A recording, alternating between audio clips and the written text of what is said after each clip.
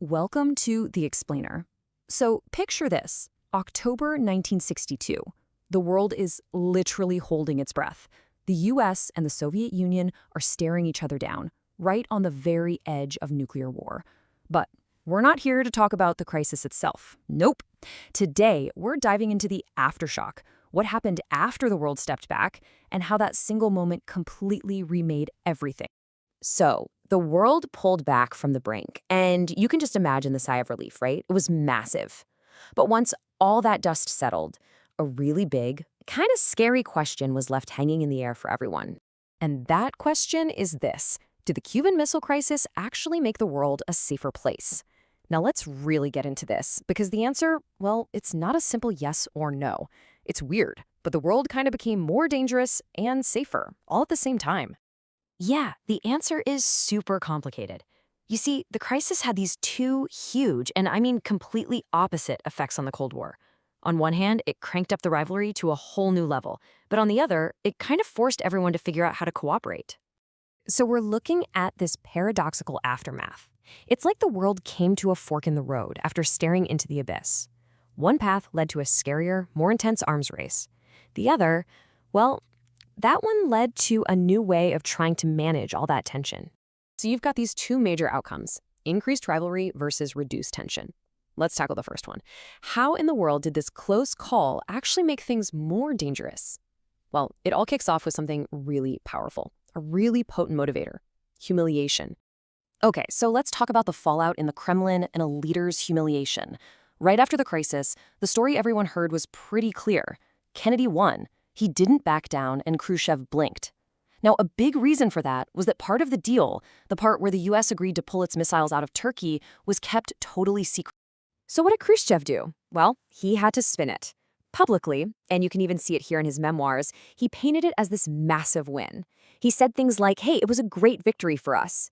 His argument was that he'd saved Cuba from a US invasion, which technically he had. But back in Moscow, the story was completely different. The top brass in the Soviet military, they were beyond humiliated. They felt like they'd been forced to turn tail and run. And that feeling, that deep sense of failure, was a huge reason why Khrushchev got the boot just 2 years later. And that humiliation hardened into this national promise. Just listen to this quote from a top Soviet official right after the crisis: "You Americans will never be able to do this to us again." Wow. That right there captures the new ice-cold determination in Moscow. They were going to close the nuclear gap no matter what.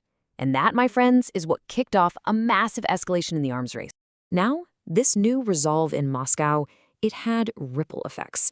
These shockwaves didn't just hit Washington and the Kremlin. Oh no, they sent deep, deep tremors right through the NATO alliance, especially over in Europe. You see, Americans' allies were pretty freaked out. Washington had basically just told them what was happening, instead of, asking for their input. And that led to this absolutely terrifying light bulb moment for European leaders. Their entire existence, their countries, their people, all of it could be wiped out in a high-stakes poker game between the superpowers, and they wouldn't even have a seat at the table. And French President Charles de Gaulle summed it up perfectly with this brilliant, chilling phrase: annihilation without representation. I mean, that just nails it, doesn't it? The pure horror of being obliterated in a war you had absolutely no part in starting. So what did France do?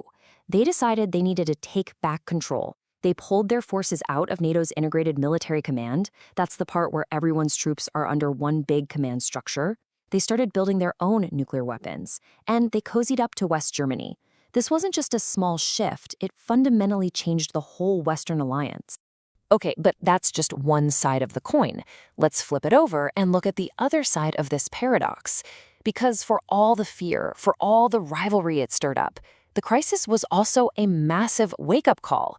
I mean, Kennedy and Khrushchev had stared right into the abyss, and they both knew, deep down, things absolutely had to change. And that realization, it led to a flurry of activity, a surprisingly fast series of agreements. Just look at this timeline. In just a handful of years, you've got the Hotline, the Test Ban Treaty, the Outer Space Treaty. They were suddenly building a framework to manage the Cold War and make sure something like Cuba never, ever happened again. So what's the big takeaway here? They were setting up new rules for the game. Think about it. A direct hotline between the White House and the Kremlin so they could actually talk during a crisis. treaties to stop blowing up nukes in the atmosphere. They were literally building guardrails on the highway to Armageddon, trying to keep everyone from flying off the road again. And this is where our two stories come crashing together.